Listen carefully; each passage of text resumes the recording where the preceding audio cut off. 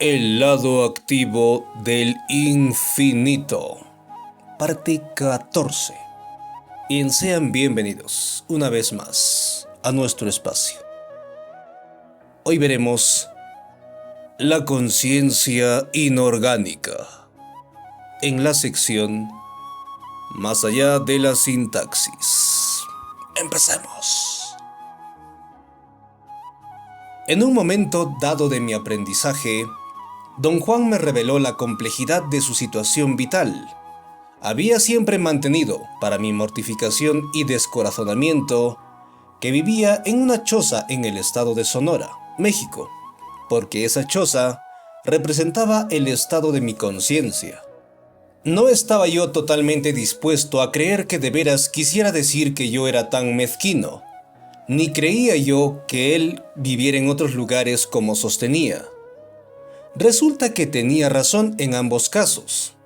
El estado de mi conciencia sí era mezquino, y él sí vivía en otros lugares, infinitamente más cómodos que la choza donde lo conocí por primera vez. Tampoco era el brujo solitario que yo creía, sino el líder de un grupo de otros 15 guerreros viajeros, 10 mujeres y 5 hombres. Mi asombro fue enorme cuando me llevó a su casa en el centro de México, donde vivían él y sus compañeros brujos. ¿Vivía en Sonora solo por mí, don Juan? Le pregunté sin poder soportar la responsabilidad que me llenaba de un sentido de culpa y remordimiento y una sensación de no valer nada. Bueno, en verdad no vivía allí, me dijo riéndose. Es que te conocí allí. Pero nunca sabía usted cuándo iba a visitarlo, don Juan, le dije. No tenía yo medios de poder avisarle. Bueno, si bien recuerdas, me dijo, hubo muchísimas veces en que no diste conmigo. Tuviste que sentarte a esperarme durante días algunas veces. ¿Tomaba un avión de aquí a Guaymas, don Juan? Le pregunté con toda seriedad. Creía que lo más rápido hubiera sido llegar por avión.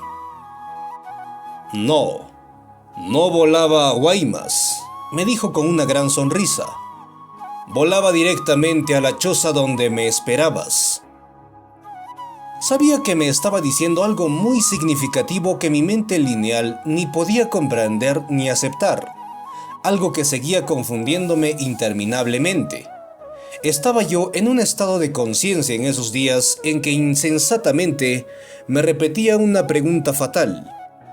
¿Y si todo lo que me dice don Juan es verdad?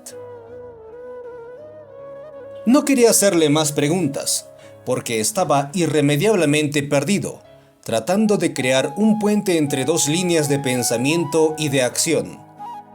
En su nuevo ambiente, don Juan empezó con grandes esfuerzos a instruirme en una faceta más compleja de su conocimiento, una faceta que exigía toda mi atención, una faceta en la que no bastaba simplemente reservar la opinión.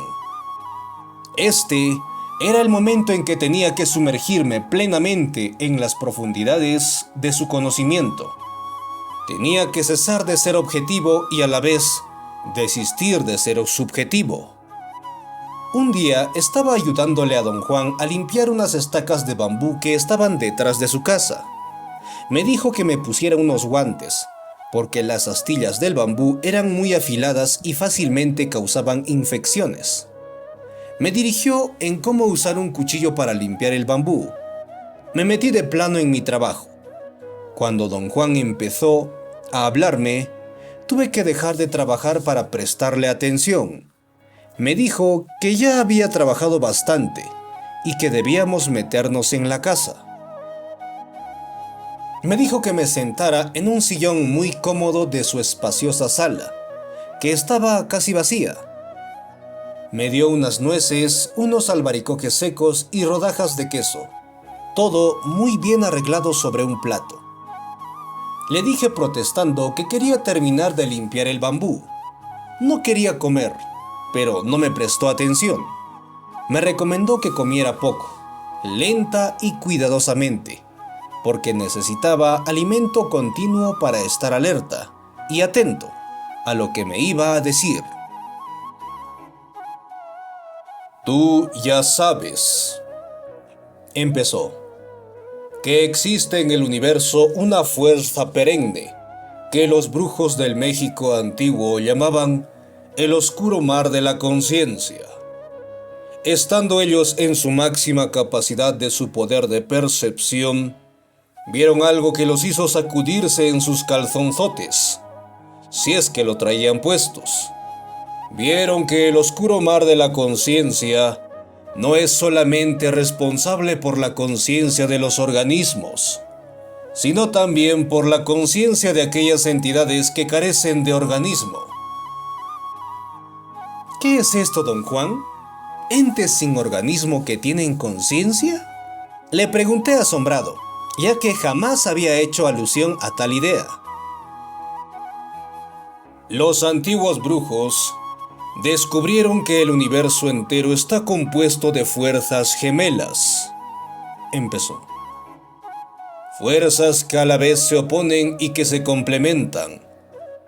Es irrefutable que nuestro mundo es un mundo gemelo.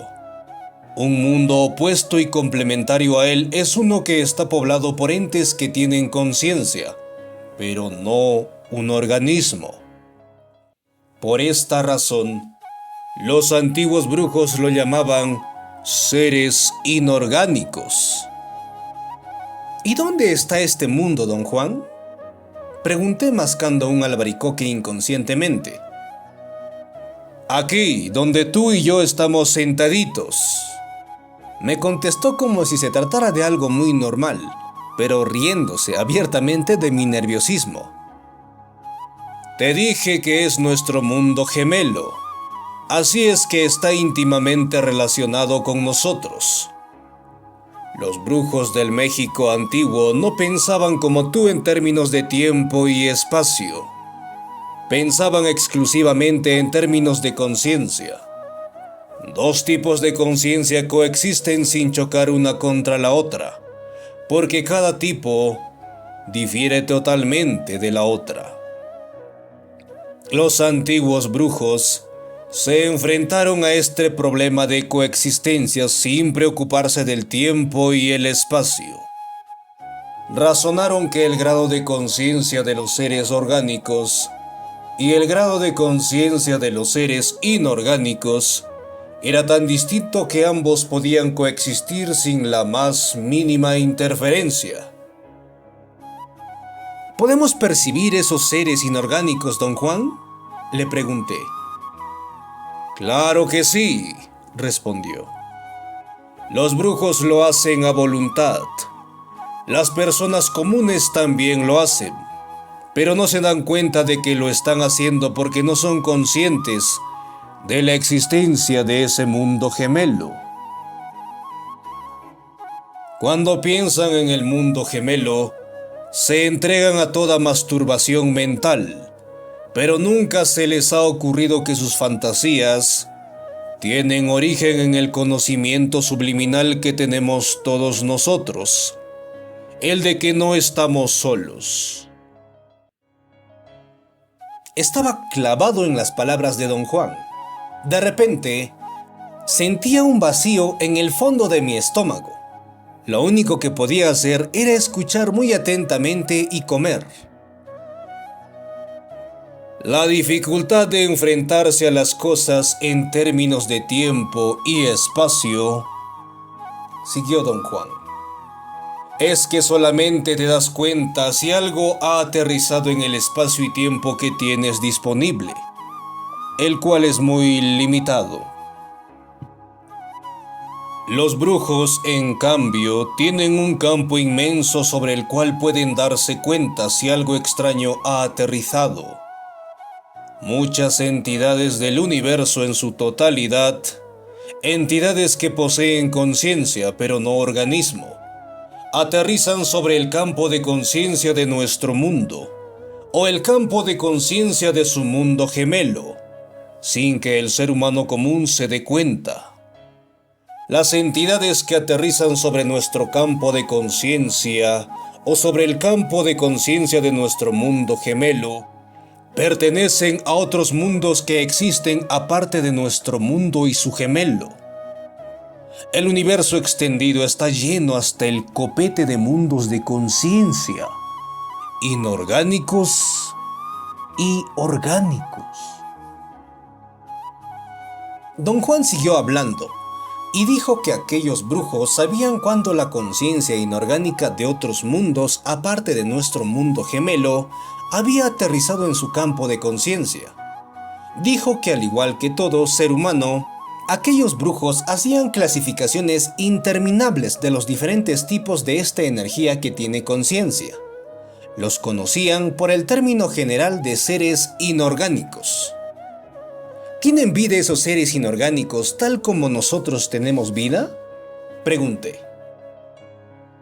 Si piensas que el tener vida es tener conciencia, entonces sí tienen vida, me dijo.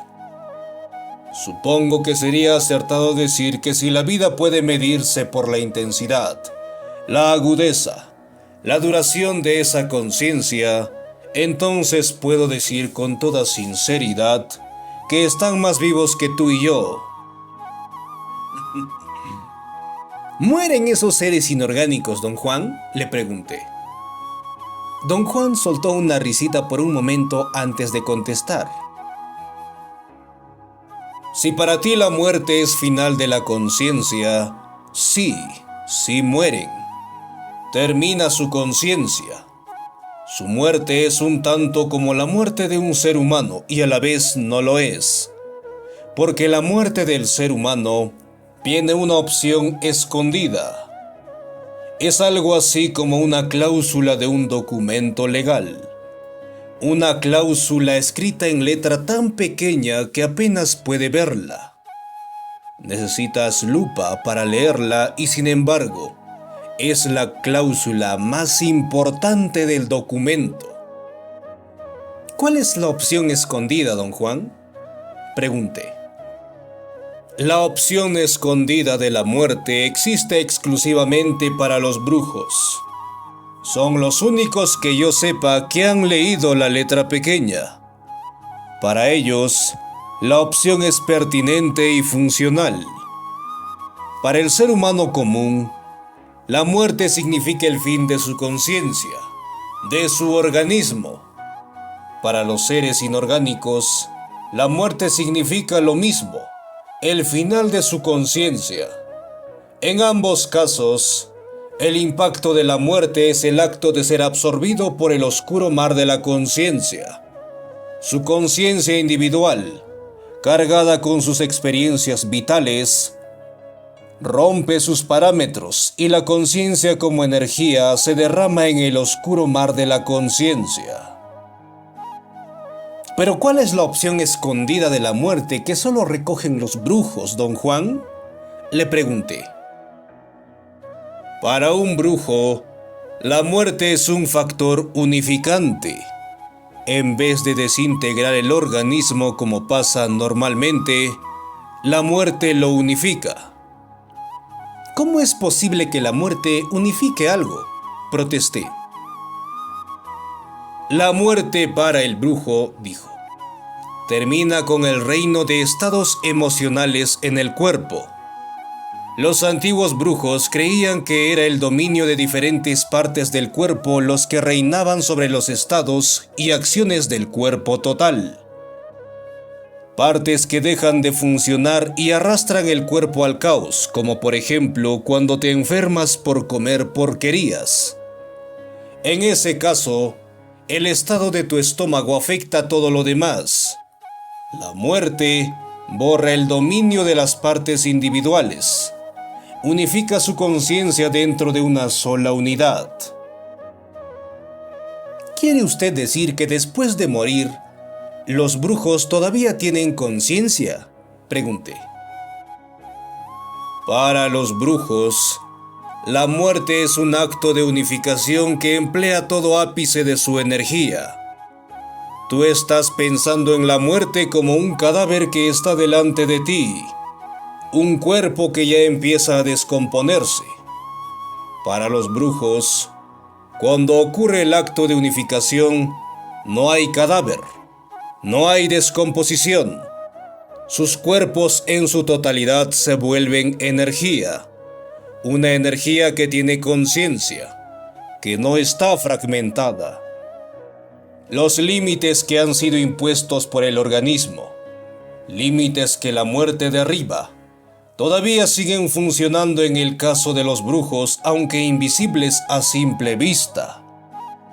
Sé que te mueres por preguntarme, continuó con una gran sonrisa, si lo que estoy describiendo es el alma que va al infierno o al cielo.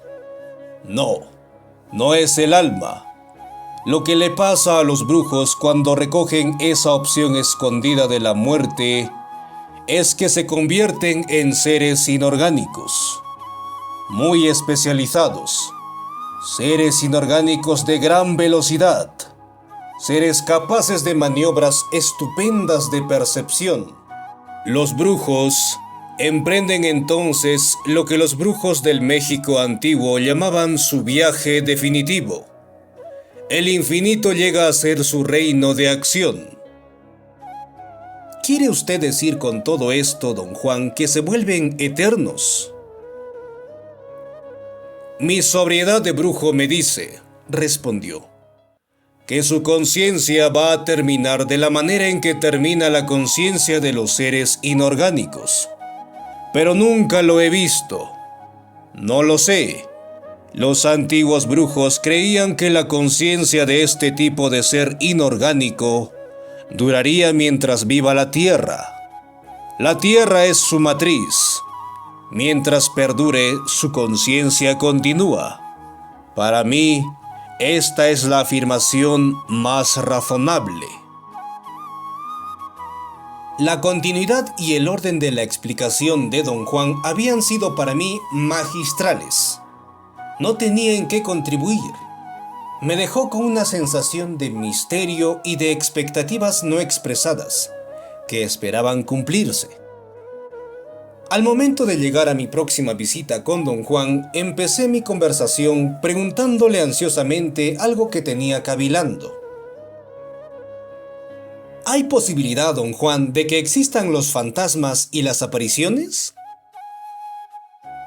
Lo que llamas fantasma o aparición, dijo, al ser examinado a fondo por un brujo, se reduce a una cosa. Es posible que cualquiera de estas apariciones fantasmales pudiera ser una conglomeración de campos de energía que tiene conciencia y que nosotros convertimos en cosas que conocemos. Si este es el caso, entonces las apariciones tienen energía. Los brujos lo llaman configuraciones generadoras de energía, o no emanan energía, en cuyo caso son creaciones fantasmagóricas, por lo general de una persona muy fuerte en términos de conciencia. Un cuento que me ha intrigado inmensamente, continuó don Juan, es el que me contaste una vez acerca de tu tía, ¿te acuerdas? Le había contado a don Juan que cuando tenía 14 años había ido a vivir a la casa de la hermana de mi padre. Vivía en una casa enorme de 3 patios con habitaciones entre cada uno de ellos, alcobas, salas, entre otros. El patio de la entrada era muy austero y estaba embaldosado. Me dijeron que era una casa colonial y que este primer patio era donde habían entrado los carruajes tirados por caballos. El segundo patio era una hermosa huerta por la cual cruzaban caminitos de ladrillo de diseños moriscos y estaba lleno de frutales. El tercer patio estaba cubierto de macetas que colgaban de los aleros del techo, jaulas de pájaros y en medio un surtidor de estilo colonial, como también una gran parte cercada con tela de alambre, donde se encontraban los preciados gallos de pelea de mi tía, la gran predilección de su vida. Mi tía puso a mi disposición un apartamento entero, justo enfrente de la huerta de frutales. Pensé que me lo iba a pasar de lo mejor. Podía comerme toda la fruta que yo quisiera. Nadie de allí tomaba la fruta de esos árboles por razones que nunca me divulgaron. En la casa vivían mi tía, una mujer alta, rechoncha, de cara redonda que lindaba en los 50 años, muy jovial y gran anecdotista, llena de excentricidades que escondía detrás de un aspecto muy formal y la apariencia de un catolicismo muy devoto. Había un mayordomo, un hombre alto e imponente de unos 40 años de edad, que había sido sargento mayor del ejército y que había sido atraído a este puesto de mayor pago, en que le hacía de mayordomo, guardaespaldas y hombre de casa para mi tía. Su mujer, una bellísima joven, era la compañera, confidente y cocinera de mi tía. La pareja tenía una hija, una niña rechonchita que se parecía exactamente a mi tía. Tan fuerte era la semejanza que mi tía la había adoptado legalmente. Estas 4 eran las personas más tranquilas que jamás había conocido. Llevaban una vida muy sosegada, alterada solo por las excentricidades de mi tía, que de improviso decidía hacer un viaje o comprar nuevos y prometedores gallos de pelea, y organizar entrenándolos para peleas en las que se apostaban grandes sumas de dinero. Se ocupaba de sus gallos, con gran cariño y a veces dedicándoles todo el día. Para evitar que la hirieran de un espolonazo se ponía guantes de cuero gruesos y mallas tiesas de cuero. Me pasé 2 meses estupendos en la casa de mi tía. Me daba clases de música por la tarde y me contaba historias interminables de mis antepasados. Mi situación era ideal porque podía salir con mis amigos y nunca tenía que rendirle cuentas a nadie de la hora de mi regreso. A veces, me pasaba horas sin dormirme, acostado sobre mi cama. Dejaba abierta la ventana para que la habitación se llenara de la fragancia de los azahares. Cuando reposaba allí despierto, podía oír a alguien que caminaba por el pasillo que corría a lo largo de la propiedad al lado norte y que unía todos los patios de la casa. Este corredor tenía unos arcos hermosos y piso de baldosas. Había 4 bombillas de bajo voltaje que apenas lo alumbraban, luces que a diario se encendían a las 6 de la tarde y que se apagaban a las 6 de la mañana. Le pregunté a mi tía si alguien caminaba de noche y se acercaba a mi ventana, porque quien fuera el caminante siempre se detenía justo a mi ventana, daba la vuelta y regresaba a la entrada principal de la casa. «No te preocupes por tonterías, bebé», me dijo sonriendo mi tía. «Seguramente es mi mayordomo haciendo la ronda, no es nada. ¿Te asustó?» «No, no me dio miedo», dije. «Es que me entró la curiosidad de por qué tu mayordomo se acerca a mi habitación todas las noches. A veces sus pasos me despiertan». Pasó por alto mi pregunta como si no fuera gran cosa, diciéndome que como el mayordomo había sido militar, estaba acostumbrado a hacer sus rondas como centinela. Acepté su explicación sin más.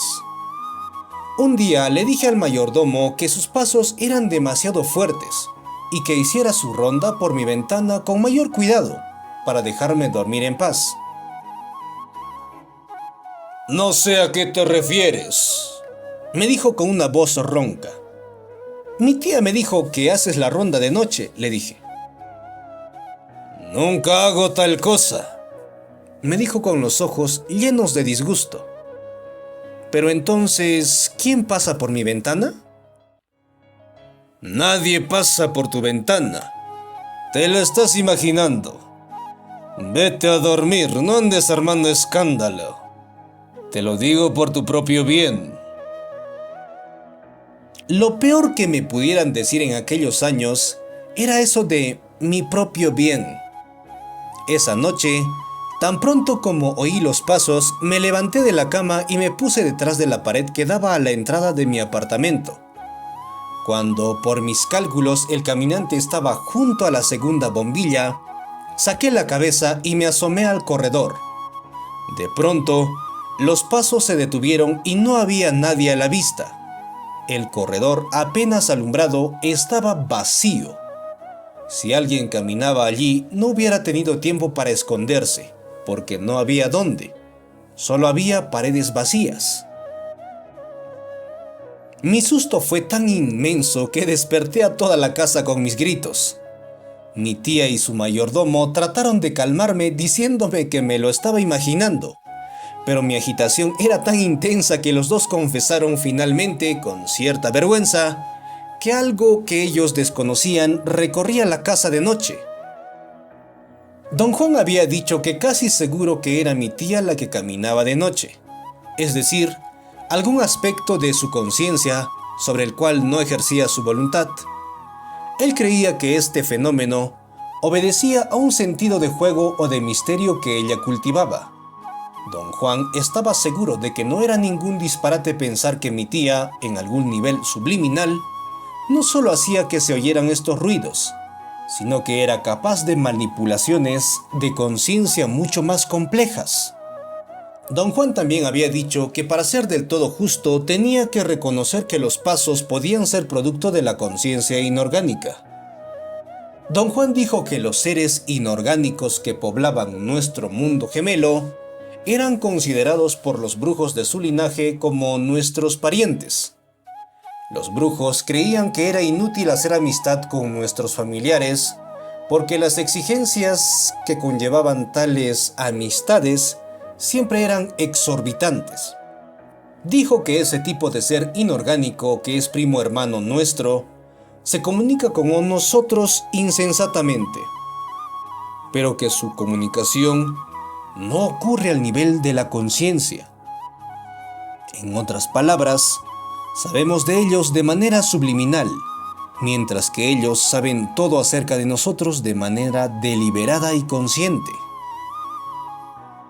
La energía de nuestros primos hermanos no vale un pepino, siguió don Juan.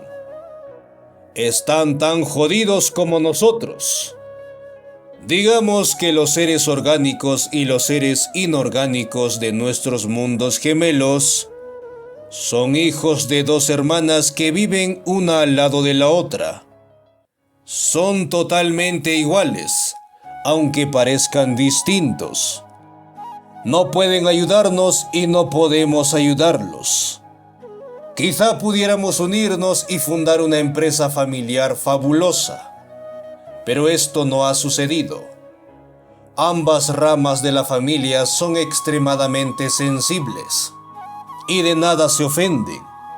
Algo normal entre primos hermanos tan sensibles. Lo esencial del asunto, según los brujos del México antiguo, es que tanto los seres humanos como los seres inorgánicos de los mundos gemelos son enormes egomaniáticos. Según don Juan, otra clasificación que los brujos del México antiguo habían hecho de los seres inorgánicos era el de los exploradores, y con esto se referían a seres inorgánicos que surgían desde el fondo del universo y que poseían una conciencia infinitamente más aguda y veloz que la de los seres humanos. Afirmó don Juan que los antiguos brujos habían perfeccionado sus esquemas de clasificación a lo largo de generaciones y que sus conclusiones eran que ciertos tipos de seres inorgánicos procedentes de la categoría de exploradores, a causa de su vivacidad, eran parecidos al hombre. Podían formar vínculos y establecer una relación simbiótica con los hombres. Los antiguos brujos llamaban a este tipo de seres inorgánicos los aliados. Don Juan explicó que el error crucial de esos brujos con referencia a este tipo de ser inorgánico era el de atribuir características humanas a esa energía impersonal y creer que podía utilizarla. Tomaban esos bloques de energía como sus ayudantes y contaban con ellos sin comprender que, siendo pura energía, no tenían el poder de sostener el esfuerzo. Te he dicho todo lo que hay que saber acerca de los seres inorgánicos, dijo don Juan de pronto. La única manera que puedes comprobarlo es a través de la experiencia directa. No le pregunté lo que quería que hiciera. Un terror profundo me sacudió el cuerpo con espasmos nerviosos, que brotaron como erupción volcánica desde el plexo solar y se extendieron hasta los dedos de los pies, subiendo por la parte superior del tronco. Hoy vamos a buscar unos seres inorgánicos, me anunció. Don Juan me ordenó que me sentara sobre mi cama y que tomara de nuevo la postura que fomentaba el silencio interno. Seguí su orden con una finalidad inusitada. Normalmente me hubiera hecho el necio, no abiertamente quizás, pero aún así hubiera tenido un momento de necedad. Tuve el vago pensamiento que durante el tiempo que tardé en sentarme, había entrado ya en un estado de silencio interno. Ya no pensaba.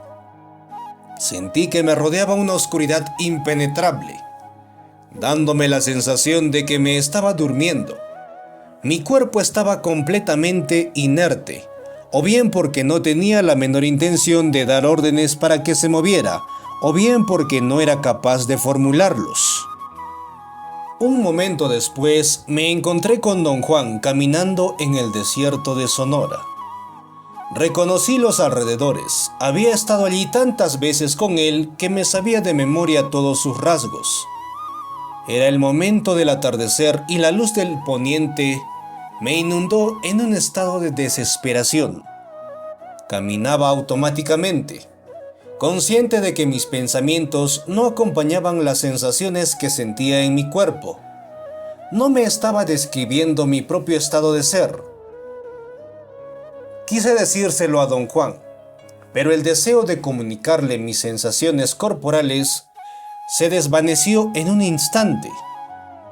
En voz lenta y grave, don Juan dijo que el cauce seco en que caminábamos era un lugar muy propicio para lo que nos ocupaba y que tenía que sentarme solo sobre un canto pequeño, mientras que él se iba a sentar en otro como a 15 metros de distancia. No le pregunté a don Juan algo que hacía normalmente, lo que tenía que hacer. Sabía lo que tenía que hacer. Entonces oí el susurro de los pasos de gente que caminaba por los arbustos escasos que por allí había. Carecía el lugar de la humedad suficiente para que fuera frondoso. Algunos arbustos verdes crecían allí con una distancia de unos 5 metros entre uno y otro. Vi que se acercaban dos hombres. Parecían ser del local, quizás yaquis de alguno de los pueblos yaqui de esos contornos. Se acercaron y se quedaron de pie junto a mí. Uno de ellos me preguntó despreocupadamente cómo me había ido. No había pensamientos. Todo estaba dirigido por sensaciones viscerales. Me los quedé mirando lo suficiente para borrarles completamente las facciones y finalmente me quedé ante dos brillosos globos de luminosidad que vibraban. Los globos de luminosidad no tenían límites. Parece que se sostenían desde adentro de manera cohesiva. A veces se achataban. Entonces recobraban otra vez una verticalidad de lo alto de un hombre. De pronto sentí que el brazo de don Juan me agarraba del brazo y me levantaba del canto. Me dijo que era hora de marcharnos.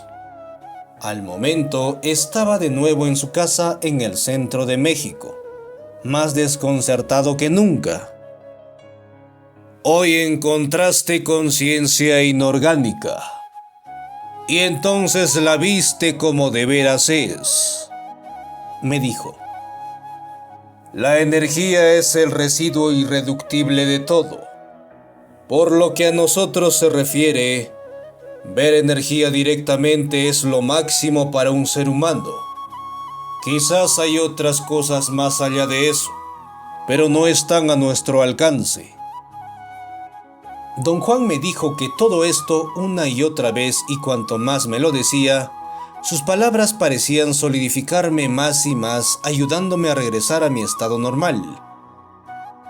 Le conté a don Juan todo lo que había atestiguado, todo lo que había oído, Me explicó don Juan que ese día había logrado transformar la forma antropomórfica de los seres inorgánicos en su esencia, una energía impersonal consciente de sí misma. Debes comprender, dijo, que es nuestra cognición, que es en esencia nuestro sistema de interpretación, la que restringe nuestros recursos. Nuestro sistema de interpretación es lo que nos dice cuáles son los parámetros de nuestras posibilidades y cómo hemos estado utilizando ese sistema de interpretación toda la vida. No nos atrevemos a ir en contra de sus dictámenes. La energía de los seres inorgánicos nos empuja, continuó diciendo don Juan. Interpretamos ese empujón como fuera, según nuestro estado de ánimo. Lo más sobrio que se puede hacer, según el brujo, es relegar esas entidades a un nivel abstracto. Cuanto menos interpretaciones haga el brujo, mejor. Desde ahora en adelante, continuó, cuando te enfrentes a la visión extraña de una aparición, mantente firme y quédate mirándolo desde una postura inflexible. Si es ser inorgánico, tu interpretación se va a caer como las hojas muertas. Si nada pasa, es una pendejada de aberración de tu mente, que de todas maneras no es tu mente. Fin de la parte 14 y fin de La conciencia inorgánica, en la sección Más allá de la sintaxis. Bien, gracias por acompañarnos hasta este punto. Nos encontraremos con la parte 15. Bien, un abrazo a la distancia y adiós.